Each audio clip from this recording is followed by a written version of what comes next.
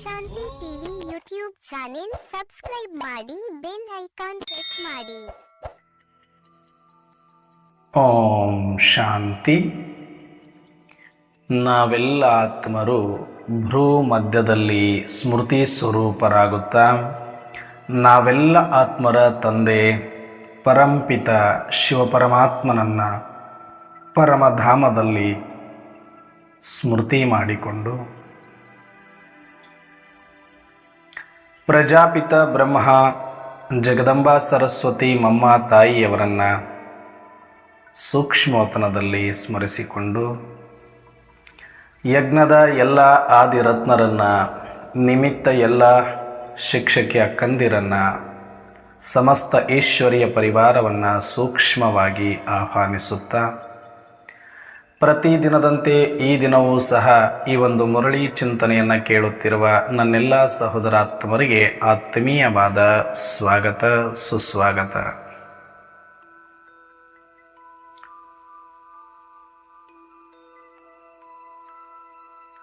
ಈ ದಿನ ಶಿವತಂದೆ ಮುರಳಿಯಲ್ಲಿ ಅನೇಕ ಮಹಾವಾಕ್ಯಗಳನ್ನು ಕೊಟ್ಟಿದ್ದಾರೆ. ಅದರಲ್ಲೂ ವಿಶೇಷವಾಗಿ ಇವತ್ತೊಂದು ಪ್ರಶ್ನೆಯನ್ನು ಕೇಳಿದ್ದಾರೆ ಪರಮಾತ್ಮ. ಆ ಪ್ರಶ್ನೆಯ ಕುರಿತಾಗಿ ಸಂಕ್ಷಿಪ್ತವಾದ ಚಿಂತನೆಯನ್ನು ಮಾಡೋಣ. ಏನು ಕೇಳಿದ್ದಾರೆ? ಯಾವ ಮಕ್ಕಳಿಗೆ ತಂದೆಯ ಮಿಲನದ ಸ್ಥಿರವಾದ ಖುಷಿ ಅನುಭವ ಆಗುತ್ತದೆ? ಯಾವ ಮಕ್ಕಳಿಗೆ ತಂದೆಯ ಮಿಲನದ ಸ್ಥಿರವಾದ ಖುಷಿ ಅನುಭವ ಆಗ್ತದೆ?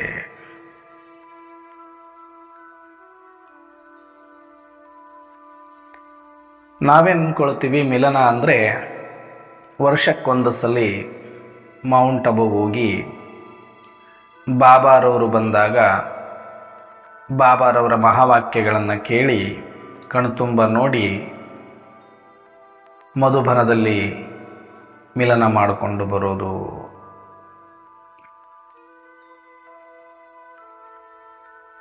ಹಾಗೆ ಹೇಳಬೇಕು ಅಂದರೆ ವರ್ಷದಲ್ಲಿ ಒಂದು ಸಲ ಅಥವಾ ಎರಡು ಸಲ ನಾವು ಮೌಂಟ್ ಅಬುಗೆ ಹೋಗಿ ಬಂದರೆ ಸಾಕು, ಇಡೀ ವರ್ಷ ಪೂರ್ತಿ ಅದರ ನೆನಪು ಹಸಿ ಹಸಿಯಾಗಿ ಇರುತ್ತೆ. 10 ವರ್ಷಗಳಾದರೂ ಕೂಡ ಅದು ಮರೆಯೋಕ್ಕಾಗೋದಿಲ್ಲ.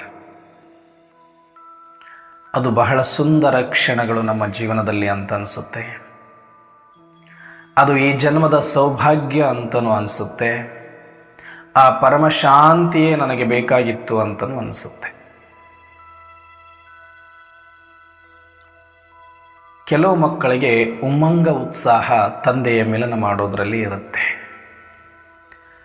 ಮಿಲನ ಇನ್ನು 3 ತಿಂಗಳು ಇರುವಾಗಲೇ ಟ್ರೈನ್ ಬುಕ್ಕಿಂಗ್ ಆರಂಭ ಆಗುತ್ತೆ. ಟ್ರೈನ್ ಬುಕ್ಕಿಂಗ್ ಆರಂಭ ಆದಾಗ ನೀವು ಹೆಸರನ್ನು ಕೊಡ್ತೀರಿ. ಹೆಸರು ಕೊಟ್ಟಾಗಿನಿಂದ ನಿಮ್ಮ ಒಳಗಡೆ ಮಧುಬನದ ಚಿಟ್ಟೆಗಳು ಹಾರಾಡ್ತಾ ಇರ್ತವೆ. ನಾನು ಮಧುಬನಕ್ಕೆ ಹೋಗ್ತಾ ಇದ್ದೇನೆ, ಈ ಸರಿ ಮಧುಬನಕ್ಕೆ ಹೋಗ್ತೇನೆ, ಎಷ್ಟೊಂದು ಜನ ಕೇಳಿಕೊಂಡು ಬರ್ತೀವಿ. ಯಾಕಂದರೆ ಅಷ್ಟು ಖುಷಿ ಇದೆ ಅದರಲ್ಲಿ. ಮಧುಬನಕ್ಕೆ ಹೋಗುವಾಗ ಅಷ್ಟು ಖುಷಿ, ಮಧುಬನದಲ್ಲಿದ್ದಾಗ ಅಷ್ಟು ಖುಷಿ, ತಂದೆಯ ಮಿಲನ ಮಾಡಿದಾಗಂತೂ ಅಪಾರ ಖುಷಿ. ಅಲ್ಲಿರುವ ಒಂದೊಂದು ಸ್ಥಳದ ಒಂದೊಂದು ಕ್ಷಣದ ಅನುಭೂತಿಯು ಕೂಡ ಅವಿನಾಶಿಯಾಗಿ ನಮ್ಮ ಸ್ಮೃತಿ ಪಟಲದಲ್ಲಿ ಉಳ್ಕೊಳ್ಳುತ್ತೆ. ಹಾಗಾಗಿ ಅಲ್ಲಿಂದ ಬಂದ ಮೇಲೆ ಅದು ಎಷ್ಟೋ ದಿನಗಳ ಕಾಲ, ವರ್ಷಗಳ ಕಾಲ ಅದು ಅಚ್ಚ ಅಳಿಯದಂತೆ ಉಳಿದೋಗುತ್ತೆ. ಒಳಗಡೆ ಅಂತೂ ಇರುತ್ತೆ, ಅದು ರೆಕಾರ್ಡ್ ಆಗಿದೆ, ಖುಷಿನೂ ಇದೆ. ಆದರೆ ಇಲ್ಲಿ ಪ್ರಶ್ನೆ ಕೇಳ್ತಾ ಇರೋದು, ಬಾಬಾ ನೀವು ತುಂಬ ಭಾವನಾತ್ಮಕವಾಗಿ ಬರ್ತೀರಿ, ಭಾವನಾತ್ಮಕವಾಗಿ ಮಿಲನ ಮಾಡ್ತೀರಿ, ಭಾವನಾತ್ಮಕವಾಗಿ ಪ್ರತಿಯೊಂದು ಕ್ಷಣವನ್ನು ಅನುಭವ ಮಾಡಿ ಹೋಗ್ತೀರಿ. ಅದು ನೆನೆಸ್ಕೊಂಡಾಗೆಲ್ಲನೂ ಖುಷಿ ಪಡ್ತೀರಿ. ಎಷ್ಟೋ ವರ್ಷಗಳಾದ ಮೇಲೂ ಕೂಡ ನೆನೆಸ್ಕೊತಾ ಇರ್ತೀರಿ. ಆದರೆ ಇಲ್ಲಿ ಪ್ರಶ್ನೆ ಇರೋದು, ತಂದೆಯ ಮಿಲನದ ಅನುಭವ, ಸ್ಥಿರವಾದ ಅನುಭವ, ಸ್ಥಿರವಾದ ಖುಷಿಯ ಅನುಭವ ಯಾವ ಮಕ್ಕಳು ಮಾಡ್ತಾರೆ? ಈಗ ಸ್ವಯಂ ಪರಮಾತ್ಮ ನಮಗೆ ಸಿಕ್ಕಿದ ಮೇಲೆ, ಪರಮಾತ್ಮನ ಮಿಲನ ಮಾಡಿದ ಮೇಲೆ ಮತ್ತಿನ್ನೇನು ಬೇಕು ನಮಗೆ? ಏನು ಬೇಕು? ಅತಿ ದೊಡ್ಡ ಗುರಿ ಯಾವುದು ಜೀವನದಲ್ಲಿ? ಸ್ವಯಂ ಪರಮಾತ್ಮನನ್ನು ಸಾಕ್ಷಾತ್ಕಾರ ಮಾಡಿಕೊಳ್ಳುವುದು ಅಂತ ಎಲ್ಲರೂ ಹೇಳ್ತಾರೆ. ಜಗತ್ತಿನ ಎಲ್ಲ ಸಾಧಕರ ಮುಂದೆ ಈ ಪ್ರಶ್ನೆ ಇಟ್ಟಾಗ ಇದು ಒಂದೇ ಉತ್ತರ, ಪರಮಾತ್ಮನ ದರ್ಶನ ಮಾಡಬೇಕು ಈ ಜೀವನದೊಳಗಡೆ ಒಂದು ಸಲ. ಎಲ್ಲ ಸಾಧಕರು, ಎಲ್ಲ ಸತ್ಪುರುಷರು, ಎಲ್ಲ ಸಂತರು, ಎಲ್ಲ ಶರಣರು ಆ ಸತ್ಯ ಪರಮಾತ್ಮನನ್ನು ಅರಿಬೇಕು, ಆ ಸತ್ಯ ಪರಮಾತ್ಮನ ದರ್ಶನವನ್ನು ಮಾಡಬೇಕು. ಅದೇ ನಮ್ಮ ಪರಮೋಚ್ಚ ಗುರಿ ಅಂತ ಇಟ್ಕೊಂಡಿರ್ತಾರೆ. ಆದರೆ ನಾವು ಮಕ್ಕಳಿಗೆ ಆಹೋ ಸೌಭಾಗ್ಯ, ಆ ಸ್ವಯಂ ಪರಂಪಿತ ಶಿವಪರಮಾತ್ಮನ ಜೊತೆ ಮಾತನಾಡ್ತೇವೆ, ಅವರನ್ನು ನೋಡ್ತೇವೆ, ಅವರಿಂದ ನಾವು ವರದಾನಗಳನ್ನು ಪಡಿತೇವೆ, ಅವರ ಅಂಗ ಸಂಗದಲ್ಲಿರ್ತೇವೆ, ಅವರ ದೃಷ್ಟಿಯನ್ನು ಪಡಿತೇವೆ, ಅವರ ಉಸಿರನ್ನು ಪಡಿತೇವೆ. ಒಂದು ಪರಕಾಯದಲ್ಲಿ ಪ್ರವೇಶ ಮಾಡಿ ನಮಗೋಸ್ಕರ ಗಂಟೆಗಟ್ಟಲೆ ಕೂತ್ಕೊಂಡು ಓದಿಸ್ತಾರೆ ಅಂದರೆ ಎಂಥ ಸೌಭಾಗ್ಯಶಾಲಿಗಳು ನಾವು. ಜೀವನದೊಳಗಡೆ ಇದಕ್ಕಿಂತ ಮತ್ತೊಂದು ದೊಡ್ಡ ಖುಷಿಯ ಅನುಭವ ಯಾವಾಗಲೂ ಆಗಲಿಕ್ಕೆ ಸಾಧ್ಯ ಇಲ್ಲ. ನೀವು ಬೇಕಾದಂಥ ಪದವಿ, ಬೇಕಾದಷ್ಟು ಶ್ರೀಮಂತಿಕೆ, ಬೇಕಾದಂಥದ್ದು ಸಿಕ್ಕರೂ ಕೂಡ ಈ ಅನುಭವ ಮತ್ತೆಲ್ಲೂ ಸಿಗ್ಲಿಕ್ಕೆ ಸಾಧ್ಯ ಇಲ್ಲ. ಹಂಗೊಂದು ವೇಳೆ ನಿಮಗೆ ಅಲ್ಲಿ ಅನುಭವ ಆಗ್ತಾ ಇದೆ ಅಂತಂದರೆ ಖುಷಿ ಬೇರೆ ಕಡೆ, ನಿಮಗೆ ನಿಜವಾಗಿಯೂ ಯಥಾರ್ಥವಾಗಿಯೂ ತಂದೆಯ ಪರಿಚಯ, ತಂದೆಯ ಯಥಾರ್ಥವಾದಂಥ ಜ್ಞಾನ ನಿಮಗೆ ಅರ್ಥ ಆಗಿಲ್ಲ, ತಂದೆಯ ಬಗ್ಗೆ ಯಥಾರ್ಥವಾಗಿ ನೀವು ತಿಳಿದಿಲ್ಲ ಅಂತಲೇ ಅರ್ಥ. ಜ್ಞಾನ ಕೇಳೋದು ಬಹಳ ಸುಲಭ, ಹೇಳೋದು ಬಹಳ ಸುಲಭ,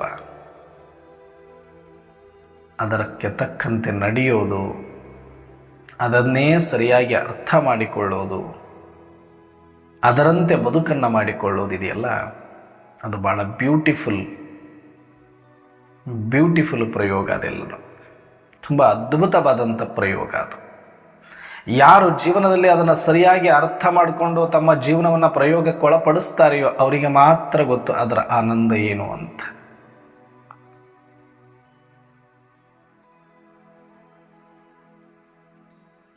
ಯಾರಾದರೂ ನನ್ನ ಬಂದು ಕೇಳಿದ್ರೆ ನಾನು ಹೇಳ್ತೀನಿ, ನಿನ್ನ ಜೀವನದಲ್ಲಿ ಅತಿಯಾದ ಸುಂದರ ಕ್ಷಣಗಳು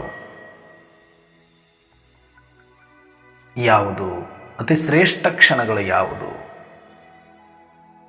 ಯಾವಾಗ ಮೊಟ್ಟ ಮೊದಲು ನಾನು ಈ ಜ್ಞಾನವನ್ನು ಪಡೆದೆ ಆ ಕ್ಷಣಗಳು, ಆ ಜ್ಞಾನವನ್ನು ಅರ್ಥ ಮಾಡಿಕೊಳ್ಳುವಾಗ ಇರುವ ಆನಂದದ ಕ್ಷಣಗಳು, ಅರ್ಥ ಆದಮೇಲೆ ಆ ತಂದೆಯನ್ನು ಮಿಲನ ಮಾಡಲಿಕ್ಕೆ ಹೋದಂಥ ಕ್ಷಣಗಳು, ತಂದೆಯನ್ನು ಮಿಲನ ಮಾಡಿದ ಕ್ಷಣಗಳು, ತಂದೆಯ ಮಿಲನದ ಜೊತೆಗೆ ಅಲ್ಲಿ ತಂದೆ ಬ್ರಹ್ಮ ಮಮ್ಮರವರು ಆದಿರತ್ನರು ವಾಸಿಸಿರುವ ಅಂಗ ಸಂಗದ ಅನುಭವವನ್ನು ಆ ಪರಿಸರದಲ್ಲಿ ಮಾಡಿದ ಕ್ಷಣಗಳು, ಯಥಾರ್ಥವಾದ ಜ್ಞಾನವನ್ನು ಅರಿಯುವಲ್ಲಿ ಕಳೆದ ಸಮಯ ಏನಿದೆ ಅದು ನನ್ನ ಜೀವನದ ಅತಿ ಮೌಲ್ಯಯುತವಾದ ವಿಶೇಷ ಮತ್ತು ಶ್ರೇಷ್ಠ ಸಮಯ.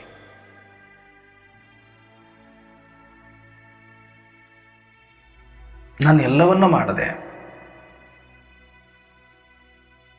ಉದ್ಯೋಗವನ್ನು ಮಾಡಿದೆ, ಪ್ರೈವೇಟ್ ಕಂಪನಿಯಲ್ಲಿ ಮಾಡಿದೆ, ಪ್ರೈವೇಟ್ ಫ್ಯಾಕ್ಟರಿಯಲ್ಲಿ ಮಾಡಿದೆ, ಹಟ್ಟಿ ಚಿನ್ನದ ಗಣಿಯಲ್ಲಿ ಮಾಡಿದೆ, ಸರ್ಕಾರಿ ನೌಕರಿ ಮಾಡಿದೆ, ಮನೆ ನಿರ್ವಹಣೆ ಮಾಡಿದೆ, ತೋಟದ ಕೆಲಸಗಳನ್ನು ಮಾಡಿದೆ. ಸಮಯ ಸಂದರ್ಭ ಹೇಗೆ ಬರುತ್ತೆ ಅದಕ್ಕೆಲ್ಲ ರೀತಿಯ ಅನುಭವವನ್ನು ಪಡೆದುಕೊಂಡೆ. ಆದರೆ ಎಲ್ಲ ಮಾಡಿದ್ದು ಕೂಡ ಒಂದೇ ಕಾರಣಕ್ಕೆ, ಆದಷ್ಟು ಬೇಗ ಎಲ್ಲದರಿಂದ ವಿಮುಕ್ತನಾಗಿ ನನಗೆ ಅರಿವಾಗಿರುವ ಆ ಶ್ರೇಷ್ಠ ಜ್ಞಾನದಂತೆ ನನ್ನ ಬದುಕನ್ನು ಕಟ್ಟಿಕೊಳ್ಳಬೇಕು ಅನ್ನುವ ಧಾವಂತ. ಹೇಗೆ ಜ್ಞಾನ ಇದೆಯೋ ಹಾಗೆ ನಾನು ಆಗಬೇಕು ಅನ್ನುವಂಥ ತುಡಿತ.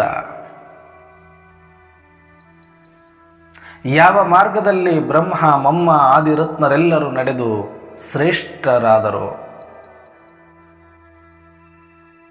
ಅವರಂತೆ ನಾನು ಕೂಡ ಆ ಅನುಭವ ಮಾಡಬೇಕು ಅನ್ನುವಂತಹ ಹುಚ್ಚುತನ, ಅತಿಯಾದ ಆಸೆ ಅಂತ ಅನ್ಬೋದು. ನನಗೆ ಬಹಳ ಇಷ್ಟವಾದ ಕೆಲಸ.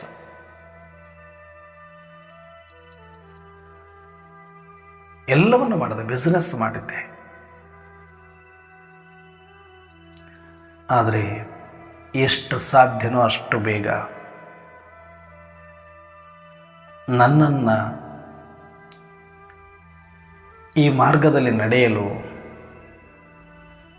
ಒಂದಷ್ಟು ಸಮಯವನ್ನು ಡಿಮ್ಯಾಂಡ್ ಮಾಡುವಂತಹ ಉದ್ಯೋಗನೋ ವ್ಯಾಪಾರನೋ ಸಂಬಂಧಗಳು ಏನೆಲ್ಲ ಇದೆಯೋ ಆ ಜವಾಬ್ದಾರಿಯನ್ನು ಕಡಿಮೆ ಮಾಡಿಕೊಂಡು ಆದಷ್ಟು ಸರಳ ಜೀವನವನ್ನು ಇಟ್ಟುಕೊಂಡು ಸಂಪೂರ್ಣವಾಗಿ ಜ್ಞಾನ ಮಾರ್ಗದಲ್ಲಿ ನಡೆಯುವಂತಹ ಸಹಯೋಗ ಕೊಡುವಂಥ ಕೆಲವೇ ಆತ್ಮರ ಜೊತೆ,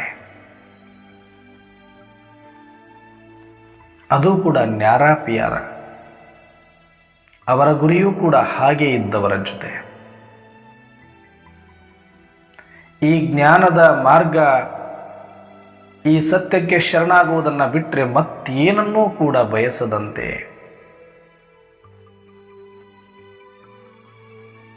ಈ ಮಾರ್ಗದೊಳಗಡೆ ನನ್ನನ್ನು ನಾನು ಯಾವ ಕ್ಷಣ ಸಂಪೂರ್ಣವಾಗಿ ತೊಡಗಿಸಿಕೊಳ್ತೇನೋ ಅನ್ನುವಂತಹ ತುಡಿತ ಸುಮಾರು 20 ವರ್ಷಗಳಿಂದ ನನಗಿತ್ತು.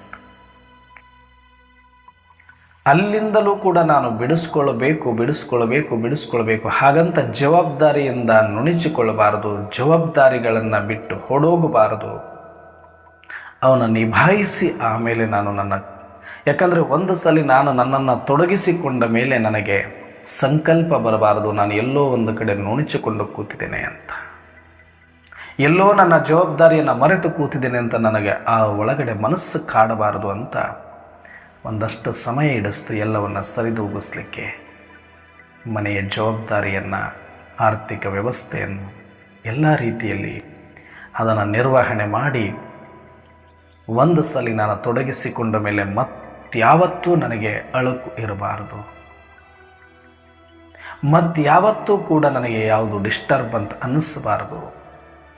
ನಾನು ಏನು ಮಾಡಬೇಕು ಅದೆಲ್ಲವನ್ನ ಮಾಡಿಯೇ ನಾನು ಈ ಮಾರ್ಗದಲ್ಲಿ ತೊಡಗಿಸಿಕೊಂಡಿದ್ದೇನೆ ಅನ್ನುವ ಭಾವ ಇರಬೇಕು. ಬಿಟ್ಟರೆ ನಾನು ಯೋಗಕ್ಕೆ ಎಲ್ಲಿ ಕೂತ್ಕೊಂಡ್ರೂ ಕೂಡ, ಮನೆಯಲ್ಲೂ ಕಾಡಲ್ಲೂ ನೀರಲ್ಲೂ ಎಲ್ಲಿ ಕೂತ್ಕೊಂಡ್ರೂ ಒಂದು ಕ್ಷಣದಲ್ಲಿ ಯೋಗದಲ್ಲಿ ನಿಮಗ್ನ ಆಗಬೇಕು. ಆ ಥರ ನಿಮಗ್ನ ಆಗಬೇಕು ಅಂತಂದರೆ ನಾನು ಎಲ್ಲಿಯೂ ಕೂಡ ನನ್ನ ಜವಾಬ್ದಾರಿಗೆ ಚ್ಯುತಿಯನ್ನು ತರದೆ ನಾನು ಸಂಪೂರ್ಣವಾಗಿ ತೊಡಗಿಸಿಕೊಳ್ಬೇಕು ಅಂತ ಅಂದುಕೊಂಡಿದ್ದೆ. ಅದು ಹಂಗೂ ಹಿಂಗೂ ಪೂರ್ತಿ ಪ್ರಯತ್ನ ಮಾಡಿ 20 ವರ್ಷ ಹಿಡಿತು ನನಗೆ. ಈಗ ಸಂಪೂರ್ಣ ಸ್ವತಂತ್ರ, ಎಲ್ಲಂದರಲ್ಲಿ ಎಷ್ಟೊತ್ತಂದ್ರೆ ಅಷ್ಟೊತ್ತು, ಯಾವಾಗಂದ್ರೆ ಆವಾಗ 24 ಗಂಟೆ ಕೂಡ ನಾನು ಇದರಲ್ಲಿ ತೊಡಗಿಸಿಕೊಂಡ್ರೆ ನನಗ್ಯಾವುದೂ ಕೂಡ ಈಗ ಒಂದು ಸೆಳೆತ, ಒಂದು ಜವಾಬ್ದಾರಿ ನನ್ನನ್ನು ಕಾಡುವುದಿಲ್ಲ. ಸಂಪೂರ್ಣವಾಗಿ ಎಲ್ಲ ಜವಾಬ್ದಾರಿಗಳನ್ನು ಶಕ್ತಿ ಮೀರಿ 20 ವರ್ಷಗಳ ಕಾಲ ಪಟ್ಟ ಪರಿಶ್ರಮಕ್ಕೆ ಅದರ ಫಲ ಇವತ್ತು ನನಗೆ ಅನುಭವ ಆಗ್ತಾ ಇದೆ. ಅಂದರೆ ಏನು ಜವಾಬ್ದಾರಿ ಅಂದರೆ, ನನಗೆ ಯಾರೂ ಕೂಡ ಹಿಂಗೆ ಏನೂ ಕೇಳುವಂತೆ ಇರಬಾರ್ದು, ನಾನು ಯಾರಿಗೂ ಏನನ್ನು ಕೊಡುವಂತೆ ಇರಬಾರದು, ನನಗಿದೆಯೋ ಇಲ್ಲವೋ ಕೊಡುವಂತಿರಬಾರ್ದು, ನನಗೆ ಯಾರು ಏನು ಕೇಳುವಂತಿರಬಾರದು, ನನ್ನನ್ನೇ ಅವರು ಅವಲಂಬನೆ ಆಗುವಂತಿರಬಾರದು. ಆ ರೀತಿಯಾಗಿ ಮನೆಯ ಜವಾಬ್ದಾರಿ, ಸಂಬಂಧಗಳ ಜವಾಬ್ದಾರಿ ನಿಭಾಯಿಸಲಿಕ್ಕೆ, ಎಲ್ಲ ಸಮಧೂಗಿಸ್ಲಿಕ್ಕೆ, ಎಲ್ಲ ಲೆಕ್ಕಾಚಾರವನ್ನು ಚುಪ್ತ ಮಾಡಿಕೊಳ್ಳೋದಕ್ಕೆ ಇಷ್ಟು ಸಮಯ ಬೇಕಾಯಿತು. ಆದರೂ ಅದರ ಜೊತೆಗೆ ಪುರುಷಾರ್ಥವನ್ನು ಮಾಡ್ತಾ ಎಷ್ಟು ಸಮಯ ಆದರೂ ಅಷ್ಟು ಸಮಯ ಕಳೀತಾ ಆಳವಾಗಿ ಅರಿಯುವ ಪ್ರಯತ್ನ ಅಂತೂ ಮಾಡ್ತಾ ಬಂದಿದ್ದೆ. ಆದರೆ ಅದನ್ನು ಸಂಪೂರ್ಣವಾಗಿ ಧಾರಣೆಯಲ್ಲಿ ತಂದುಕೊಂಡು ಸಂಪೂರ್ಣವಾಗಿ ಅದನ್ನು ಅನುಭವಿಸುವಂಥ ಸಮಯ ಈಗ ನನಗೆ ದೊರೆತಿದೆ ಅಂತ ಹೇಳೋದಕ್ಕೆ ಬಹಳ ಖುಷಿ ಇದೆ. 24 ಗಂಟೆನೂ ಕೂಡ ಈಗ ಸ್ಮೃತಿಯ ಅಭ್ಯಾಸದಲ್ಲಿ ತೊಡಗಿರುತ್ತೇನೆ. ಒಂದು ಚೂರು ಚ್ಯುತಿ ಇಲ್ಲದಂತೆ, ವಿಘ್ನ ಇಲ್ಲದಂತೆ, ನಿಶ್ಚಿಂತ ಚಕ್ರವರ್ತಿ ಅಂತ ಏನು ಪರಮಾತ್ಮ ಹೇಳ್ತಾರೆ, ಆ ರೀತಿಯಾಗಿ ನಾನು ಎಷ್ಟು ಹೊತ್ತು ಬೇಕಾದರೂ ಸ್ಮೃತಿಯ ಆನಂದವನ್ನು ಪಡಿತೇನೆ, ಪರಮಾತ್ಮದ ಮಿಲನದ ಆನಂದವನ್ನು ಪಡಿತೇನೆ, ನನ್ನ ಸ್ವಸ್ವರೂಪದ ಆನಂದವನ್ನು ಪಡಿತೇನೆ, ಈ ಡ್ರಾಮದ ಅನುಭವವನ್ನು ಪಡಿತೇನೆ, ಸಾಕ್ಷಿಯ ಆನಂದವನ್ನು ಪಡಿತೇನೆ, ಕರ್ಮಾತೀತದ ಆನಂದವನ್ನು ಪಡಿತೇನೆ. ಲಕ್ಷ್ಯ ಸರಿಯಾಗಿರಬೇಕು. ಹಾಗೆ ನೀವು ಕೂಡ, ಯಾಕಂದರೆ ನಾನು ಏನು ಮಾಡಿದೆನೋ ನಾನೇನು ಅನುಭವ ಆಗಿದೆಯೋ ಅದನ್ನೇ ನಿಮ್ಮ ಹತ್ರ ಹೇಳಲಿಕ್ಕೆ ಸಾಧ್ಯ. ನನಗೆ ಅನುಭವ ಇಲ್ಲದ್ದನ್ನು ದೊಡ್ಡ ದೊಡ್ಡ ಮಾತುಗಳಲ್ಲಿ ನಿಮಗೆ ಹೇಳೋದ್ರಿಂದ ಯಾವ ಲಾಭವೂ ಇಲ್ಲ ಅಂತ ನನಗೆ ಗೊತ್ತು. ಯಾಕಂದರೆ ನನಗೂ ಕೂಡ ಸಾಕಷ್ಟು ಜನ, ಸಾಕಷ್ಟು ಪಾಂಡಿತ್ಯರು ಏನೆಲ್ಲ ಹೇಳಿದರೂ ಕೂಡ ಪರಿಣಾಮ ಆಗಲಿಲ್ಲ. ಯಾಕೆ ಅಂದರೆ ಹೇಳುವವರು ಕೂಡ ಅವರ ಅನುಭವವನ್ನು ಹೇಳಿದರೆ ಮಾತ್ರ ನಾಟುತ್ತೆ, ಅಥವಾ ಬೇರೆಯವರದ್ದನ್ನು ಕೇಳಿ ಹೇಳೋದಾದರೆ ಅದು ನಾಟುವುದಿಲ್ಲ. ಹಾಗಾಗಿ ನನ್ನ ಜೀವನದ ಈ ಒಂದು ಪುರುಷಾರ್ಥ ಮಾರ್ಗದಲ್ಲಿ ಏನೆಲ್ಲ ನಾನು ನಡೆದುಕೊಂಡು ಬರುವಾಗ ಏನೆಲ್ಲ ನನಗೆ ಒಂದಷ್ಟು ಅನುಭವಗಳಾಯಿತು, ಅದೆಲ್ಲವನ್ನೂ ಕೂಡ ನಾನು ನೋಡಿದ್ದೇನೆ. ಆದರೆ ನನ್ನ ಲಕ್ಷ್ಯ ಮಾತ್ರ ಒಂದೇ, ಅದು ಯಾವತ್ತೂ ಚೇಂಜ್ ಆಗಲಿಲ್ಲ. ನಾನು ಸಂಪೂರ್ಣ ಶರಣ ಆಗಬೇಕು. ಈ ಮಾರ್ಗದಲ್ಲಿ ಕಡೆ ಕ್ಷಣದವರೆಗೆ ಇದ್ದು ನಾನು ಅಂದುಕೊಂಡ ಲಕ್ಷ್ಯವನ್ನು ಮುಟ್ಟಿಯೇ ತೀರಬೇಕು. ನನಗೆ ಸತ್ಯುಗದ ಪದವಿಯ ಕನಸಾಗಲಿ ಇನ್ನೊಂದಾಗಲಿ ಇಲ್ಲ. ಈ ಸಂಗಮ ಯುಗದ ಶ್ರೇಷ್ಠ ಸೌಭಾಗ್ಯವನ್ನು ಕಳೆದುಕೊಳ್ಳಬಾರದು. ಪರಮಾತ್ಮ ತಂದೆಯ ಜೊತೆ ಇರುವಂಥ ಈ ಸುಖವನ್ನು ಮಿಸ್ ಮಾಡಿಕೊಳ್ಳಬಾರದು ಯಾವುದೋ ಕಾರಣಕ್ಕೆ. ಹಾಗಂತ ಹೇಳಿ ನಾನು ಇಲ್ಲೇ ಇರಬೇಕು ಅಲ್ಲೇ ಇರಬೇಕು ಅಂತ ಜೋತ್ಕೊಂಡು ಕೂತವನಲ್ಲ. ನಾನು ಎಲ್ಲಿದ್ದರೂ ಮಾಡ್ಕೊಳ್ಳೋಕೆ ಬರುತ್ತೆ ಅಂತ ನನಗೆ ಗೊತ್ತಿತ್ತು. ಆದರೆ ನನ್ನ ಒಳಗಡೆ ಲಕ್ಷ್ಯ ಕ್ಲಿಯರ್ ಆಗಿತ್ತು. ಅದಕ್ಕೆ ತಕ್ಕಂಥ ವಾತಾವರಣವನ್ನು ನಾನು ತಯಾರು ಮಾಡಿಕೊಳ್ಬೇಕಾಗಿತ್ತು. ಆ ವಾತಾವರಣ ತಯಾರು ಮಾಡಿಕೊಳ್ಳೋದಕ್ಕೆ ಅದು ಬಹಿರಂಗ ವಾತಾವರಣ ಮತ್ತು ಅಂತರಂಗದ ವಾತಾವರಣ. ಅಂತರಂಗದ ವಾತಾವರಣ ಅಂದರೆ ಅದು ಮಾನಸಿಕ ಸಿದ್ಧತೆ, ಅಂದರೆ ಯಾವುದು ಜವಾಬ್ದಾರಿಗಳನ್ನು ಇಟ್ಟುಕೊಂಡು ಕೂತ್ರೆ ಅದು ಮತ್ತೆ ಮತ್ತೆ ಎಳೆಯುತ್ತೆ. ಆ ಜವಾಬ್ದಾರಿಗಳನ್ನು ಮುಗಿಸ್ಕೊಳ್ಬೇಕು ಒಂದು ಹಂತಕ್ಕೆ. ಹಾಗಂತ ಸಂಪೂರ್ಣವಾಗಿ ಅದನ್ನು ನಿಲ್ಲಿಸಿಬಿಟ್ಟು ಇಲ್ಲಿಗೆ ಬರ್ತೀನಿ ಅಲ್ಲ. ಒಂದು ಹಂತಕ್ಕೆ ನೀವು ಯೋಗದಲ್ಲಿ ಕೂತ್ಕೊಂಡಾಗ ನಿಮಗೆ ಯಾರೂ ಕೂಡ ಡಿಸ್ಟರ್ಬ್ ಮಾಡುವಂತಿರಬಾರ್ದು. 24 ಗಂಟೆ ನೀವು ಕೂತ್ಕೊಂಡ್ರು ಆ ಒಂದು ವ್ಯವಸ್ಥೆ ನಿಮಗಿದೆ, ಆ ಒಂದು ಅವಸ್ಥೆ ನಿಮಗಿದೆ ಅಂದರೆ ನೀವು ಯೋಗ್ಯರಿದ್ದೀರಿ. ಯಾವಾಗ ಬೇಕಾದರೂ, ಎಲ್ಲಿ ಬೇಕಾದರೂ, ಎಷ್ಟು ಬೇಕಾದರೂ ಸ್ಮೃತಿ ಸ್ವರೂಪರಾಗಿ ಸಂಪನ್ನ ಆಗಲಿಕ್ಕೆ. ಆದರೆ ಇದೇ ನಾನು ಮೊದಲು ಕೂತಾಗ ಆಲ್ಮೋಸ್ಟ್ 90% ನನಗೇನು ತೊಂದರೆ ಇರಲಿಲ್ಲ, ಆರಾಮಾಗಿತ್ತು. ಒಂದು 10% ಉಳಿದಿತ್ತು. ಆ 10%ಅಲ್ಲಿನೇ ಸರಿ ಮಾಡಿಕೊಳ್ಳೋದಕ್ಕೆ 20 ವರ್ಷ ಹಿಡಿತಷ್ಟೆ. ಹಾಗೆ ನಿಮಗೂ ಕೂಡ ಎಲ್ಲ ರೀತಿಯ ಅನುಕೂಲಗಳು ಇರುತ್ತೆ. ಏನು ಎಲ್ಲನೂ ಕೆಟ್ಟೋಗ್ಬಿಟ್ಟಿದೆ ಅಂತಲ್ಲ, ಎಲ್ಲ ಇರುತ್ತೆ. ಆದರೆ ನೀವು ಕೂತ್ಕೊಂಡ್ರೆ ನಿಮ್ಮನ್ನು ಯಾರೂ ಕೂಡ ಪ್ರಶ್ನೆ ಮಾಡುವಂತಿರ್ಬೋದು, ಅಥವಾ ಅವರು ಪ್ರಶ್ನೆ ಮಾಡ್ತಾರೋ ಬಿಡ್ತಾರೋ ನೀವು ಅದಕ್ಕೆ ತಲೆ ಕೆಡಿಸ್ಕೊಳ್ಳುವಂತಿರ್ಬೋದು. ಯಾಕಂದ್ರೆ ಇದು ನಿಮ್ಮ ಲಕ್ಷ್ಯ, ಇದು ನಿಮ್ಮ ಸೌಭಾಗ್ಯ, ಇದು ನಿಮ್ಮ ಆನಂದ. ನಿಮ್ಮ ಆನಂದವನ್ನು ಕಿತ್ತುಕೊಳ್ಳುವ ಯಾರಾದರೂ ಸರಿ, ಒಂದು ಅವರನ್ನು ಕನ್ವಿನ್ಸ್ ಮಾಡಲಿಕ್ಕಾದರೆ ಸಾಧ್ಯ ಆದರೆ ಕನ್ವಿನ್ಸ್ ಮಾಡಬೇಕು. ಇಲ್ಲ ಅವರಿಗೆ ಶರಣಾಗಿ ಅವ್ರು ಹೇಳದಂತೆ ಕೇಳಿ ಅವರನ್ನು ಒಪ್ಪಿಸಬೇಕು. ಇಲ್ಲ ಅವರಿಗೇನು ಮಾಡಬೇಕು ನಿಮ್ಮಿಂದ, ನಿಮ್ಮ ಜವಾಬ್ದಾರಿಯಿಂದ ಅದನ್ನು ಮಾಡಿ ಸಾಕ್ಷಿಯಾಗಿರಬೇಕು. 3ರಲ್ಲಿ ನಿಮಗೆ ಯಾವುದು ಸೂಟ್ ಆಗುತ್ತೋ ಅದನ್ನು ಆಯ್ಕೆ ಮಾಡಿಕೊಳ್ಳೇಬೇಕು ನೀವು, ಬೇರೆ ದಾರಿ ಇಲ್ಲ.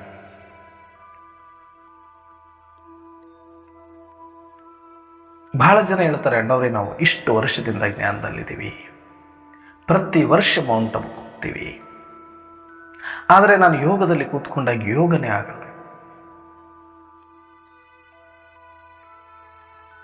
ತಯಾರಿ ಇಲ್ಲದೆ, ಮಾನಸಿಕ ಸಿದ್ಧತೆ ಇಲ್ಲದೆ, ವಾತಾವರಣ ತಯಾರಿಸಿಕೊಳ್ಳದೆ ಇದು ಅನುಭವ ಮಾಡಲು ಅಳವಲ್ಲ, ಅಷ್ಟು ಸಾಧು ಅಲ್ಲ. ಇದಕ್ಕೊಂದಷ್ಟು ಪರಿಶ್ರಮ ಇದೆ, ಇದಕ್ಕೊಂದಷ್ಟು ದಿಟ್ಟತನ ಇದೆ, ಇದಕ್ಕೊಂದಷ್ಟು ಧೈರ್ಯ ಬೇಕಾಗಿದೆ. ಅದನ್ನು ನೀವೇ ಮಾಡಿಕೊಳ್ಬೇಕಾಗಿದೆ.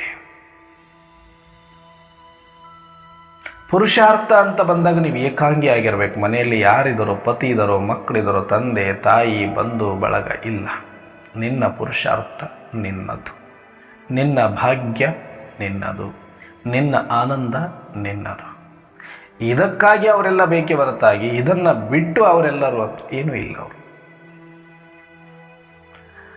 ಆದರೆ ಆ ಜವಾಬ್ದಾರಿಯ ಸ್ಥಾನದಲ್ಲಿ ಇರುವುದರಿಂದ ಅವ್ರಿಗೆ ಎಷ್ಟಾಗುತ್ತೋ ಅಷ್ಟು ಮಾಡಿ ಈ ಆನಂದವನ್ನು ಹೊಂದಿಕೊಳ್ಳೋದಕ್ಕೆ ಪಡ್ಕೊಳ್ಳೋದಕ್ಕೆ ಪ್ರಯತ್ನವನ್ನು ಪಡಿ. ಆದರೆ ಪುರುಷಾರ್ಥದಲ್ಲಿ ನಾನು ಪತಿನ ಕರ್ಕೊಂಡು ಮಾಡಿಬಿಡ್ತೀನಿ, ಪತ್ನಿನ ಕರ್ಕೊಂಡು ಮಾಡಿಬಿಡ್ತೀನಿ, ಮಕ್ಕಳನ್ನ ಕರ್ಕೊಂಡು ಮಾಡಿಬಿಡ್ತೀನಿ, ಅಪ್ಪ ಅಮ್ಮನ ಕರ್ಕೊಂಡು ಮಾಡಿಬಿಡ್ತೀನಿ, ಅವರೆಲ್ಲರೂ ಬಂದರೆ ನನಗೆ ಮಾಡೋಕ್ಕೆ ಮನಸ್ಸು ಬರುತ್ತೆ. ಈ ರೀತಿಯ ಮನಸ್ಥಿತಿಯಲ್ಲಿ ಎಂದೂ ಬರಬೇಡಿ, ಎಂದೂ ಬರಬೇಡಿ. ಇದು ಸಾಧ್ಯ ಆಗೋದಿಲ್ಲ, ಇದು ನಿಮ್ಮ ಕಂಟ್ರೋಲಲ್ಲಿ. ನಮ್ಮ ಕಂಟ್ರೋಲಲ್ಲಿ ಇರುವಂಥದ್ದನ್ನು ನಾನು ಸರಿಪಡಿಸಿಕೊಳ್ಬೇಕಂತ ಇಷ್ಟೆಲ್ಲ ವರ್ಷಗಳು ನಾನು ಮಾಡಿದೆ. ನನ್ನ ಕಂಟ್ರೋಲಲ್ಲಿ ಇರದೇ ಇರೋದನ್ನು ನಾನು ಮಾಡೋಕ್ಕೆ ಹೋದರೆ ಅದು 20 ವರ್ಷ ಅಲ್ಲ 50 ವರ್ಷ ಹೆಣಗಾಡಿದ್ರು ಆಗೋದಲ್ಲ. ಅದು ನನ್ನ ಪತಿ ಸರಿ ಹೋದ ಮೇಲೆ ನಾನು ಆರಾಮಾಗಿ ಮಾಡ್ತೀನಿ ಯೋಗ, ಅದು ಆಗೋದೇ ಇಲ್ಲ. ಕೆಲಸ ಆಗ್ಬೋದು, ಆಗದೇ ಇರ್ಬೋದು, ಅದು ನಿಮ್ಮ ಕಂಟ್ರೋಲಲ್ಲಿ ಇಲ್ಲ, ಅದು ಡ್ರಾಮಾ ಅನುಸಾರ.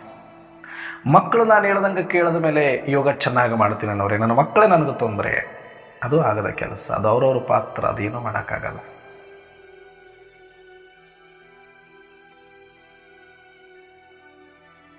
ನಿಮ್ಮ ಶಕ್ತಿ ಮೀರಿ ಅವ್ರಿಗೆ ಏನಿದೆ ಆ ಜವಾಬ್ದಾರಿಯ ಪಾಲನೆಯನ್ನು ಕೊಟ್ಟಾಗ ನಿಮಗೆ ತೃಪ್ತಿ ಇರಬೇಕು. ನಾನು ಕೂತ್ಕೊಂಡು ನನ್ನ ಭಾಗ್ಯ ಬೆಳಗಿಸ್ಕೊಳ್ಳೋದಕ್ಕೆ ನಾನೊಂದು 2 ಗಂಟೆ ಯೋಗ ಮಾಡ್ತೀನಿ ಅಂದರೆ ನನ್ನನ್ನು ಯಾರು ಡಿಸ್ಟರ್ಬ್ ಮಾಡೋರು? ಮನೆಗೋಸ್ಕರ, ಮಕ್ಕಳಿಗೋಸ್ಕರ, ಪತಿಗೋಸ್ಕರ, ಸಂಸಾರಕ್ಕೋಸ್ಕರ ಇಷ್ಟು ಸಮಯ ನಾನು ಕೊಟ್ಟಿದ್ದೀನಿ, ಇಷ್ಟು ವರ್ಷ ನಾನು ದುಡಿದಿದ್ದೀನಿ. ನನ್ನ ಭಾಗ್ಯಕ್ಕಾಗಿ ನಾನು ಒಂದು 2 ಗಂಟೆ ಕೂತ್ಕೊಳ್ಳೋಕೆ ಕೊಟ್ಟಿಲ್ಲ ಅಂದಾಗ ಅದೆಂಥ ಸಂಬಂಧ? ಮತ್ತು ಇನ್ನು ಏನಕ್ಕೆ ಬೇಕಾ ಸಂಬಂಧ? ಯಾವಾಗ ಬೇಕಾ ಸಂಬಂಧ? ಒಂದು ಕನ್ವಿನ್ಸ್ ಮಾಡಬೇಕು. ಆಗಿಲ್ಲ ಕಿತ್ಕೊಳ್ಬೇಕು, ಕೇಳಬೇಕು, ಸಮಯವನ್ನು ಕೊಟ್ಟಿಲ್ಲ ಅಂದರೆ ಕಿತ್ಕೋಬೇಕು. ಯಾಕಂದ್ರೆ ನನ್ನ ಭಾಗ್ಯ ಇದು, ನನ್ನ ಖುಷಿ ಇದು. ಹಾಗಂತ ನಿಮ್ಮ ಜವಾಬ್ದಾರಿಯಿಂದ ನೆನೆಸ್ಕೊಳ್ಳಿ. ನೀವು ಏನು ಮಾಡಬೇಕೆಲ್ಲವನ್ನ ಮಾಡಿ ಬಂದು ಕೂತ್ಕೊಳ್ಳಿ. ಅವ್ರು ಇಷ್ಟಪಟ್ಟ ಮೇಲೆ ನಾನು ಮಾಡ್ತೀನಿ ಏನಿಲ್ಲ, ಅವ್ರು ಇಷ್ಟಪಡಬೇಕಂತೇನಿಲ್ಲ, ಅವ್ರು ಇಷ್ಟಪಡೋದು ಇಲ್ಲ. ಯಾಕಂದ್ರೆ ಅದು ಯಾರಿಗೂ ಬೇಕಿಲ್ಲ. ಇದು ಅವ್ರ ಮಾರ್ಗ ಅಲ್ಲ, ಸಂಸಾರಿಗಳಿಗೆ ರುಚಿಸೋದಲ್ಲ ಇದು, ಯೋಗಿಗಳಿಗೆ ರುಚಿಸುವಂಥದ್ದಿದು, ಭೋಗಿಗಳಿಗಲ್ಲ. ಭೋಗಿಗಳು ಯಾವತ್ತಿದ್ರೂ ಕೂಡ ನೀನು ಎಷ್ಟು ಹಾಳಾದರೂ ಪರವಾಗಿಲ್ಲ ಅವರಿಗೆ, ಆದರೆ ಒಳ್ಳೆಯವಳಾಗ್ತೀವಿ ಅಂದ್ರೆ ತಯಾರು, ಸಹಿಸ್ಕೊಳ್ಳೋಕ್ಕಾಗಲ್ಲ. ಏನೋ ಅವರಿಗೆ ಒಳಗಡೆ ಕಸಿವಿಸಿ ಆಗಲಿಕ್ಕೆ ಆರಂಭ ಆಗುತ್ತೆ. ಇದು ಸಿಸ್ಟಮೆಟಿಕ್ ಲೈಫ್ ಸ್ಟೈಲ್ ಆಗೋಗಿದೆ. ಇವಾಗೇನಿದು ದೊಡ್ಡ ವ್ಯವಸ್ಥೆ ಏನಿಲ್ಲ, ಇವತ್ತೇನು ಕಷ್ಟ ಇಲ್ಲ. ಇವತ್ತಿನ ದಿನಮಾನಗಳಲ್ಲಿ ಅಂಡರ್ಸ್ಟುಡ್. ಇವತ್ತು ಎಲ್ಲರೂ ಯೋಗ ಮಾಡ್ತಾರೆ, ಪ್ರಾಣಾಯಾಮ ಮಾಡ್ತಾರೆ, ಎಕ್ಸರ್ಸೈಸ್ ಮಾಡ್ತಾರೆ, ಡಯಟ್ ಮಾಡ್ತಾರೆ. ಎಲ್ಲರ ಲೈಫ್ ಸ್ಟೈಲ್ ತುಂಬ ಚೆನ್ನಾಗಿ ಆಗಿದೆ. ಈಗ ಕಾನ್ಷಿಯಸ್ಸಲ್ಲಿದ್ದಾರೆ, ಹೆಲ್ತ್ ಕಾನ್ಷಿಯಸ್ಗೋಸ್ಕರನಾದರೂ ಮಾಡ್ತಿದ್ದಾರೆ ಸಿಸ್ಟಮೆಟಿಕ್ ಲೈಫ್ ಸ್ಟೈಲ್. ಹಾಗೆ ನಮ್ಮದು ಯೋಗಿ ಜೀವನ, ಇದು ನಮ್ಮದು ಹೆಲ್ದಿ ಕಾನ್ಸೆಪ್ಟ್ ಅಂತ ತಿಳ್ಕೊಳ್ಳಿ. ಹೌದು, ಮೆಡಿಟೇಷನ್ ಮಾಡಲೇಬೇಕು. ನಾನು ಆರೋಗ್ಯವಾಗಿರ್ಬೇಕಂದ್ರೆ ನಾನು ಮಾಡ್ತೀನಿ. ಯುಕ್ತಿಯಿಂದ ಮಾಡ್ಕೊಳ್ಳಿ. ಅದನ್ನು ಬಾಬಾರವ್ರ ಜ್ಞಾನ ಅಂತಲೇ ಮಾಡಬೇಕಂತ ಯಾಕೆ ಹೇಳ್ಕೊತೀರಿ ನೀವು? ಅವ್ರಿಗೆ ಅದು ಇಷ್ಟ ಆಗ್ತಾ ಇಲ್ಲ ಅಂದಾಗ ಯುಕ್ತಿಯಿಂದ ನಾನು ಡಯಟ್ ಮಾಡ್ತಾ ಇದ್ದೀನಿ. ಅವ್ರಿಗೆ ಗೊತ್ತಾಗುತ್ತೆ, ಗೊತ್ತಾದರೂ ಗೊತ್ತಾಗಲಿ, ನನ್ನ ಹೆಲ್ತ್ ನಾನೇನು ಮಾಡಲಿ, ನನಗಿದು ಅವಶ್ಯಕತೆ ಇದೆ, ನಾನು ಮಾಡಿದ್ರೇ ನನಗೆ ಸಮಾಧಾನ ಇರುತ್ತೆ. ಏನು ಡಾಕ್ಟ್ರ್ ಹೇಳಿದ ಮೇಲೆ ಟ್ಯಾಬ್ಲೆಟ್ ತೊಗೊಳ್ಬೇಕಾ? ಡಾಕ್ಟ್ರ್ ಹೇಳಿದ ಮೇಲೇ ಪತ್ತೆ ಮಾಡಬೇಕಾ? ನನ್ನ ಹೆಲ್ತ್ ನಾನು ನೋಡ್ಕೊಳ್ತೀನಿ ಅಂತ ದೃಢ ಸಂಕಲ್ಪವನ್ನು ಮಾಡಬೇಕು, ಲಕ್ಷ್ಯವನ್ನು ಇಟ್ಕೊಳ್ಬೇಕು. ಆಗ ಬೆಳಗ್ಗೆ ಎದ್ದು ನೀವು ಸ್ವಲ್ಪ ಪರಿಶ್ರಮ ಜಾಸ್ತಿ ಆದರೂ ಪರವಾಗಿಲ್ಲ, ಒಂದು 3:15 ಎದ್ದು ಬಿಡಿ, ಸ್ನಾನ ಮಾಡ್ಕೊಳ್ಳಿ, 4 ಗಂಟೆ ಒಳಗಡೆ ಯೋಗದಲ್ಲಿ ಕೂತ್ಕೊಳ್ಳಿ, 5-5:30ವರೆಗೆ ಎಷ್ಟಾಗುತ್ತೋ ಅಷ್ಟು ಆ ಸಮಯದಲ್ಲಿ ಕೂತ್ಕೊಳ್ಳಿ. ಚಂದ ಪರಮಾತ್ಮನ ಮಿಲನದ ಅನುಭವ ಮಾಡಿ.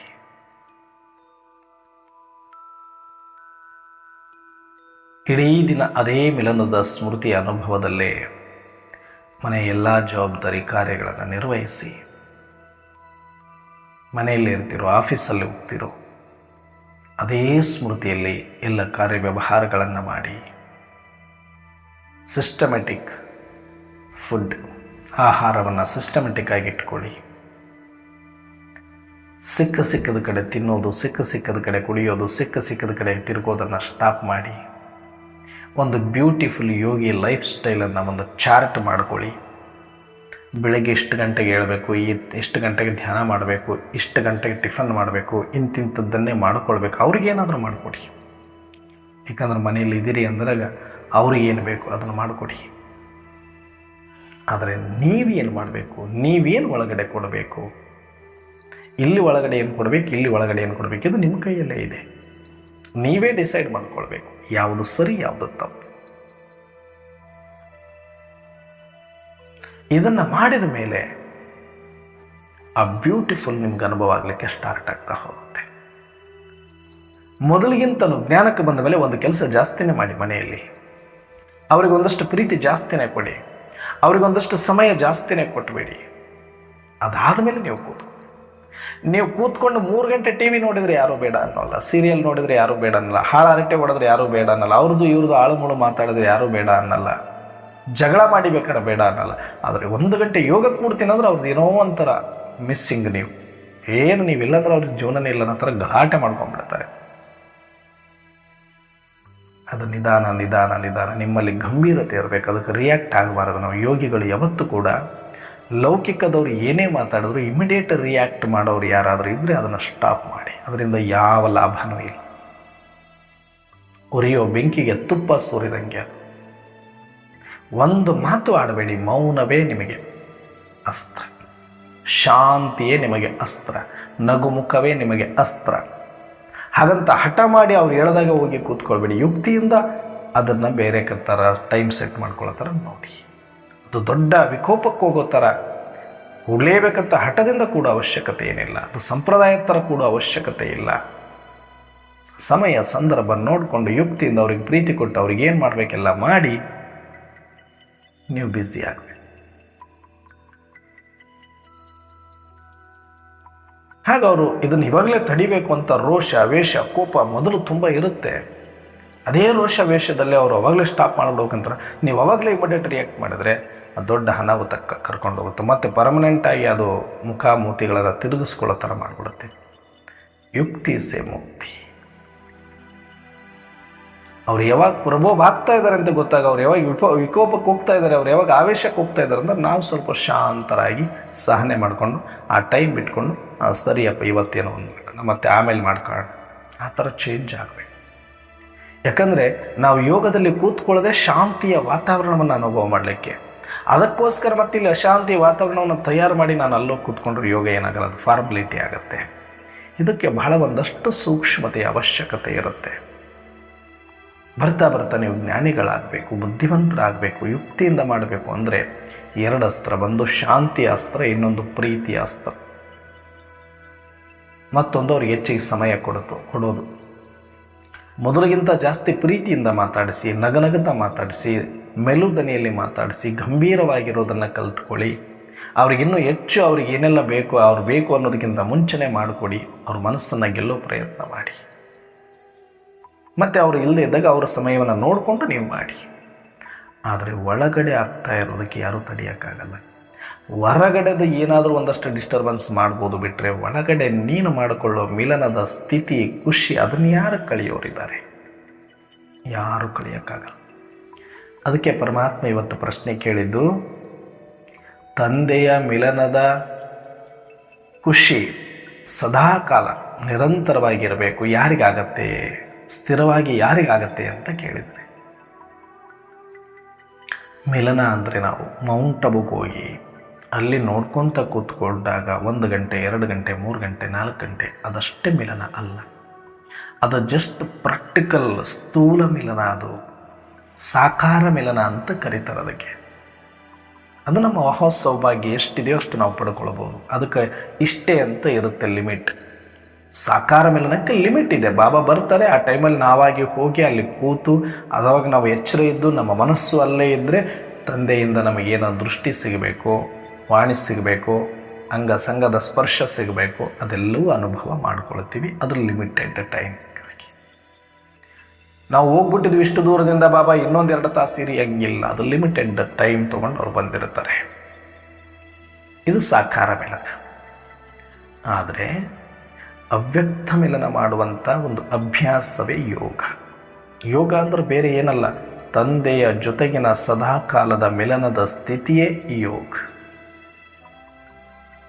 ಅಂದರೆ ನಿಮ್ಮನ್ನು ನೀವು ಯಾವಾಗ ಈ ಶರೀರ ಭಾನದಿಂದ ತೆಗೆದು ನಾನೊಂದು ಜ್ಯೋತಿ, ನಾನೊಂದು ಆತ್ಮ ಅಂತ ತಿಳಿದು 1 ಸೆಕೆಂಡಿನಲ್ಲಿ ಪರಮಧಾಮಕ್ಕೆ ಹೋಗಿ, ಯಾಕಂದರೆ ನಮಗೆಲ್ಲವೂ ಕ್ಲಾರಿಟಿ ಇದೆ. ಈಗ ಆತ್ಮದ ಬಗ್ಗೆ ಕ್ಲಾರಿಟಿ, ಪರಮಾತ್ಮನ ಬಗ್ಗೆ ಕ್ಲಾರಿಟಿ, ಪರಮಧಾಮದ ಬಗ್ಗೆ ಕ್ಲಾರಿಟಿ ಇದೆ. 1 ಸೆಕೆಂಡಲ್ಲಿ ಸ್ಮೃತಿಯನ್ನು ಕಳಿಸ್ಬೋದು. ಆತ್ಮ ಇಲ್ಲೇ ಇರಲಿ, ಮನಸ್ಸನ್ನು ಕಳಿಸಿ ಇಲ್ಲಿ ತನಕ ಎಲ್ಲೆಲ್ಲಿಗೋ, ನಮ್ಮ ಮಕ್ಕಳ ಹತ್ರನೋ, ಮಗಳ ಹತ್ರನೋ, ಆಫೀಸ್ಗೋ, ಇನ್ನೊಂದು ಕಡೆನೋ ಇಲ್ಲಿ ಕೂತ್ಕೊಂಡೆ ಎಲ್ಲವನ್ನ ಅನುಭವ ಮಾಡಲಿಕ್ಕೆ ಬರುತ್ತೆ ಇಮ್ಯಾಜಿನರಿಯಾಗಿ ಅಂದರೆ. ಆದರೆ ಇದು ಮನಸ್ಸನ್ನು ಕಳಸು ಮಾಡೋ ಕೆಲಸ ಅಲ್ಲ, ಸ್ಮೃತಿ ಹೋಗಬೇಕು. ಸ್ಮೃತಿ ಬಹಳ ಜನಕ್ಕೆ ಮನಸ್ಸೊಂದೇ ಇದೆ, ನಮಗೆ ಮತ್ತೇನು ಇಲ್ಲ, ಆತ್ಮನೇ ಸಂಕಲ್ಪ ಮಾಡುತ್ತೆ ಅನ್ನುವಂಥ ಭ್ರಮೆಯಲ್ಲಿದ್ದಾರೆ. ಅವರಿಗಿನ್ನೂ ಕೂಡ ಕ್ಲಾರಿಟಿ ಸಿಕ್ಕಿಲ್ಲ. ನಾನು ಸುಮಾರು ಕ್ಲಾಸ್ಗಳು ಹೇಳಿದ್ದೀನಿ, ಆತ್ಮ ಸ್ಮೃತಿ ವಿಸ್ಮೃತಿ ಮಾಡುತ್ತೆ, ಬಿಟ್ಟರೆ ಸಂಕಲ್ಪ ಮಾಡೋದಿಲ್ಲ. ಸಂಕಲ್ಪ ಮಾಡೋದು ಮನಸ್ಸು. ಸಂಕಲ್ಪ ಪರಮಧಾಮದಲ್ಲಿ ಅವಶ್ಯಕತೆನೇ ಇಲ್ಲ, ಅಲ್ಲಿ ಮನಸ್ಸಿನ ಅವಶ್ಯಕತೆನೇ ಇಲ್ಲ, ಅಲ್ಲಿ ಬರೀ ಆತ್ಮ ಮಾತ್ರ. ಆತ್ಮ ಬೇರೆ ಮನಸ್ಸು ಬೇರೆದು, ಪಾತ್ರಕ್ಕಾಗಿರೋದು ಮನಸ್ಸು ಅಷ್ಟೇ. ಆತ್ಮದೊಳಗಡೆ ಸ್ಮೃತಿ ಕೆಲಸ ಇದೆ, ಸ್ಮೃತಿ ವಿಸ್ಮೃತಿ ಅಷ್ಟೇ ಅದು ಮಾಡೋದು. ಅದು ಸ್ಮೃತಿಯಲ್ಲಿ ಬಂದುಬಿಟ್ರೆ ಸಾಕು. ಆತ್ಮಕ್ಕೆ ಆತ್ಮ ಗೊತ್ತು, ಪರಮಾತ್ಮ ಗೊತ್ತು, ಪರಮಧಾಮ ಗೊತ್ತು, ಪರಮಶಾಂತಿ ಗೊತ್ತು, ಸದ್ಗುಣಗಳು ಗೊತ್ತು, ಅದಕ್ಕೆ ಸ್ವಧರ್ಮದಲ್ಲಿ ಇರೋದು ಗೊತ್ತು. ಅದಕ್ಕೆ ನಾವು ಮಾಡಬೇಕಾಗಿರೋದಿಷ್ಟೇ, ಆತ್ಮವನ್ನು ಸ್ಮೃತಿಯಲ್ಲಿ ತರಿಸಬೇಕು. ತರಿಸಿದ್ರೆ ಬಿಟ್ಟ ತಕ್ಷಣ ಎಲ್ಲಿಗೆ ಹೋಗುತ್ತೆ?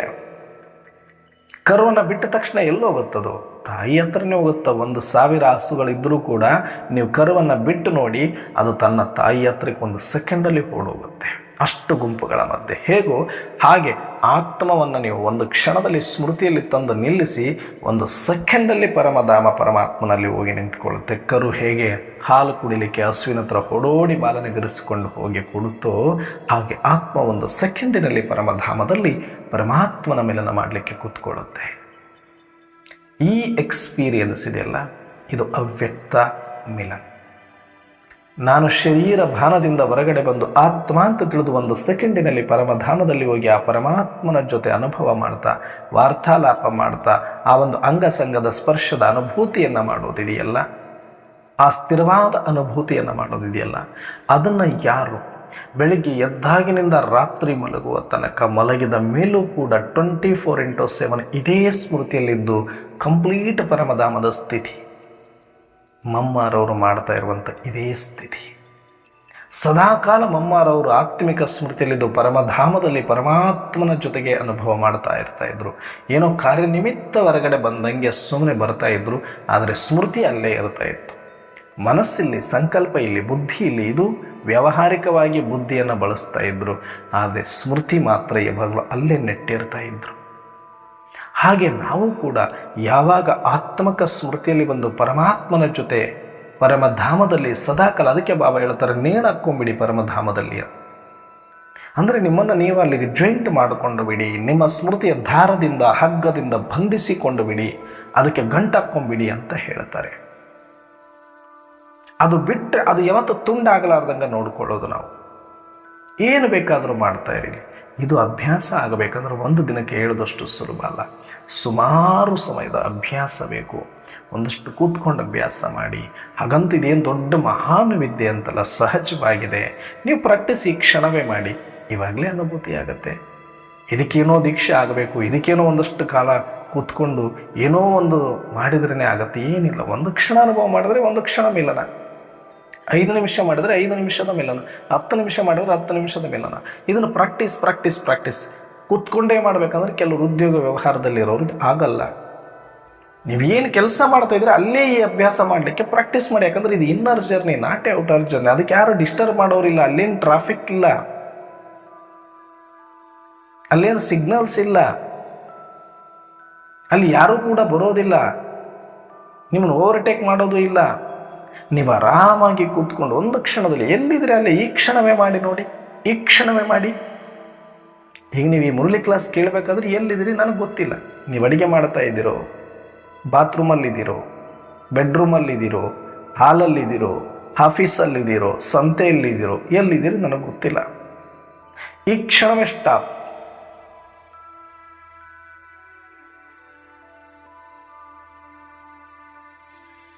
ಆತ್ಮಿಕ ಸ್ಮೃತಿಯಲ್ಲಿ ಬನ್ನಿ.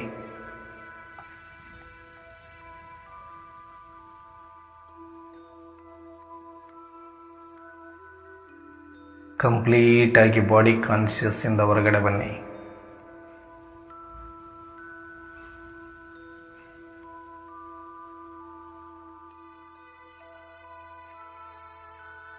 ನಾನೊಂದು ದಿವ್ಯ ಜ್ಯೋತಿ ಆತ್ಮ ಅಂತ ಅನುಭವ ಮಾಡಿ.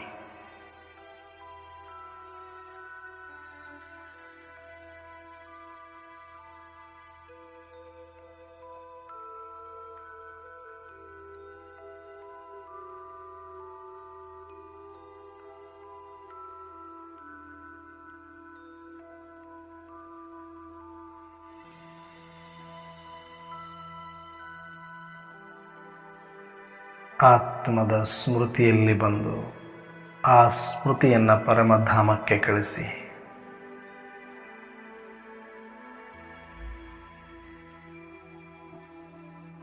ಪರಮಧಾಮದಲ್ಲಿ ಪರಮಪಿತ ಶಿವತಂದೆಯನ್ನು ನೋಡಿ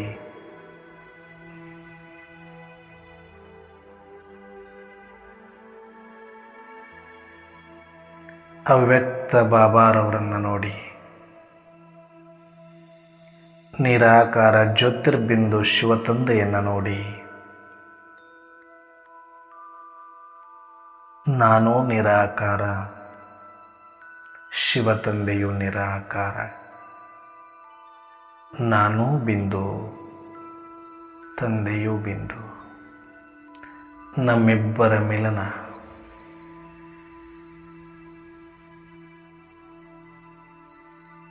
ನಮ್ಮಿಬ್ಬರ ಸಂಭಾಷಣೆ ಇಲ್ಲಿ ಮತ್ತಾರೂ ಇಲ್ಲ. ನಾನು ನನ್ನ ತಂದೆ ಬಹಳ ದೂರದ ಪ್ರಪಂಚದಲ್ಲಿದೆ. ಶಬ್ದದಿಂದ ದೂರದ ಪ್ರಪಂಚದಲ್ಲಿದ್ದೇವೆ. ಸಂಕಲ್ಪದಿಂದ ಅತಿ ದೂರ ಇದ್ದೇವೆ. ಕರ್ಮದ ಲೋಕದಿಂದ ಬಹಳ ದೂರ ಬಂದಿದ್ದೇವೆ. ಇಲ್ಲಿ ಯಾವ ಅಡೆಚಣೆಗಳು ನಮಗಿಲ್ಲ.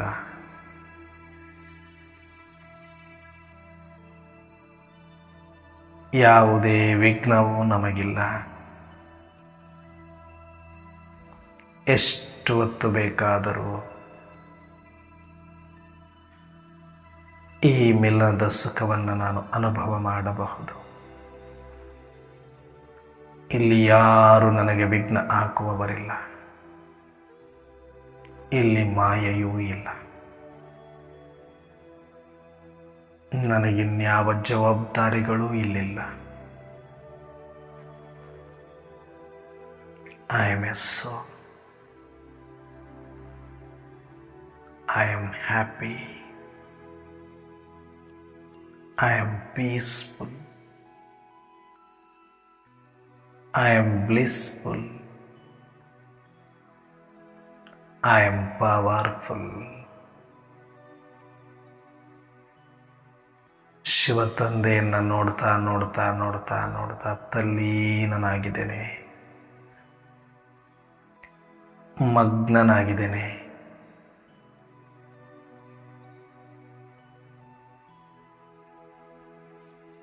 ಈ ಕ್ಷಣಕ್ಕಾಗಿ ಎಷ್ಟೊಂದು ಜನ್ಮಗಳು ಕಾದಿದ್ದೇನೆ. ಧನ್ಯವಾದ ಬಾಬಾ, ಧನ್ಯವಾದ ಡ್ರಾಮಾ. ವಾರೇ ಮೈ ಭಾಗ್ಯ. ವಾ, ಎಂಜಾಯ್ ಮಾಡಿ, ಆತ್ಮಿಕ ಸ್ಥಿತಿಯನ್ನು ಎಂಜಾಯ್ ಮಾಡಿ. ಪರಮಾತ್ಮನನ್ನು ನೋಡ್ತಾ ನೋಡ್ತಾ ನೋಡ್ತಾ ನೋಡ್ತಾ ಆನಂದದಲ್ಲಿ ಬನ್ನಿ.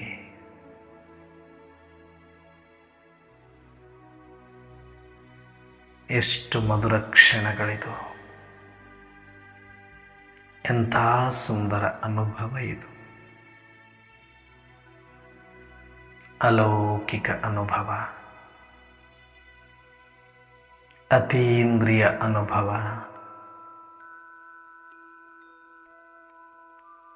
ವಾಹ್,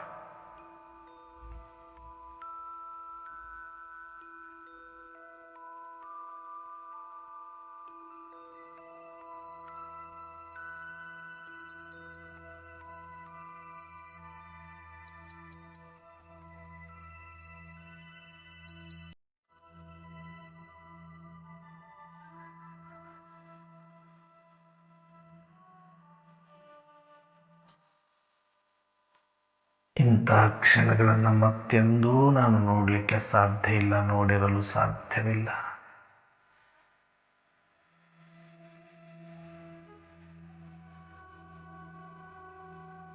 ನಾನಿಲ್ಲಿಯೇ ಇರುತ್ತೇನೆ, ಹೀಗೇ ಇರುತ್ತೇನೆ. ಇದೇ ನನ್ನ ಲಕ್ಷ್ಯ, ಇದೇ ನನ್ನ ಧಾಮ, ಇದೇ ನನ್ನ ಸ್ಥಿರವಾದ ಅನುಭೂತಿ.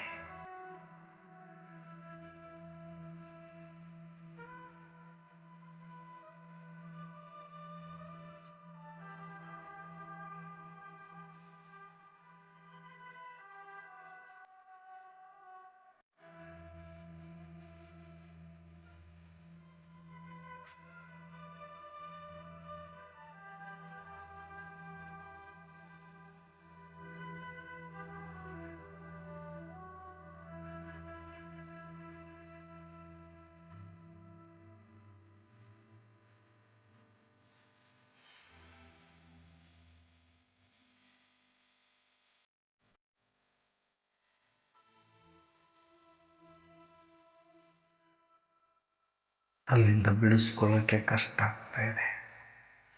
ಅಷ್ಟು ಸುಂದರವಾದ ಅನುಭೂತಿ ನಿಮಗೂ ಆಗಿದೆ. ಇಷ್ಟೇ, ಇದಕ್ಕೇನು ಕಷ್ಟಪಡೋದಿದೆ? ಇದಕ್ಕೆ ಯಾರನ್ನ ಯಾಕೆ ದೂರಬೇಕು? ಒಳಗಡೆ ಇಷ್ಟ ಮಾಡಿಕೊಳ್ಳೋದಕ್ಕೆ ಯಾರು ಅಡ್ಡಿಪಡಿಸ್ಲಿಕ್ಕೆ ಸಾಧ್ಯ? ಯಾವುದು ತಲೆ ಕೆಡಿಸ್ಕೋಬೇಡಿ. ನಾನು ಅಲ್ಲಿದ್ದೀನಿ, ನಾನು ಇಲ್ಲಿದ್ದೀನಿ, ನಾನು ಹಾಗೆ ಬಂದೀನಿ, ನಾನು ಈಗ ಬಂದೀನಿ, ನನ್ನ ಜೊತೆ ಇವರು ಸರಿ ಇಲ್ಲ, ಅವರು ಸರಿ ಇಲ್ಲ. ಸ್ಟಾಪ್. ಒಳಗಡೆ ಇದನ್ನು ಮಾಡಿಕೊಳ್ಳೋದಕ್ಕೆ ನಿಮ್ಮನ್ನು ಯಾರೂ ತಡೆಯೋದಿಲ್ಲ. ನೀವು ಸ್ಪಷ್ಟವಾಗಿ, ನಿರ್ಭಯವಾಗಿ, ನಿಶ್ಚಿಂತವಾಗಿ, ನಿರಾತಂಕವಾಗಿ ಮಾಡಲಿಕ್ಕೆ ಆರಂಭ ಮಾಡಿ. ಫಸ್ಟ್ ಎಷ್ಟು ಸಮಯ ಇದೆಯೋ ಅಷ್ಟು ಸಮಯ, 1 ನಿಮಿಷನ ಅಷ್ಟೇ ಮಾಡಿ, 2 ನಿಮಿಷನ ಅಷ್ಟೇ ಮಾಡಿ, 5 ನಿಮಿಷನ ಅಷ್ಟೇ. ಆದರೆ ಪರ್ಫೆಕ್ಟಾಗಿ, ನಿರ್ಭಯದಿಂದ, ನಿಶ್ಚಿಂತರಾಗಿ ಈ ಮಿಲನ ಸುಖವನ್ನು ಅನುಭವ ಮಾಡಿ. ಯಾರು ಇದನ್ನು ಅಭ್ಯಾಸ ಮಾಡಿಕೊಂಡು ಬಿಡ್ತಾರೋ, ಈ ಮಿಲನದಲ್ಲೇ ಇದ್ದುಕೊಂಡು ಸಾಕ್ಷಿಯಾಗಿ ಕರ್ಮವನ್ನು ಮಾಡಲಿಕ್ಕೆ ಕಲಿತಾರೋ, ಅವರು ಮಾತ್ರ ತಂದೆಯ ಮಿಲನದ ಸ್ಥಿರವಾದ ಸುಖದ ಅನುಭೂತಿಯನ್ನು ಮಾಡಲಿಕ್ಕೆ ಸಾಧ್ಯ. ನಾವು ಕೂಡ ಆ ರೀತಿ ಆಗೋಣ ಅಂತ ಹೇಳ್ತಾ ಇವತ್ತಿನ ಚಿಂತನೆಯನ್ನು ಮುಕ್ತಾಯ ಮಾಡೋಣ. ಅಚ್ಚಾ, ಓಂ ಶಾಂತಿ.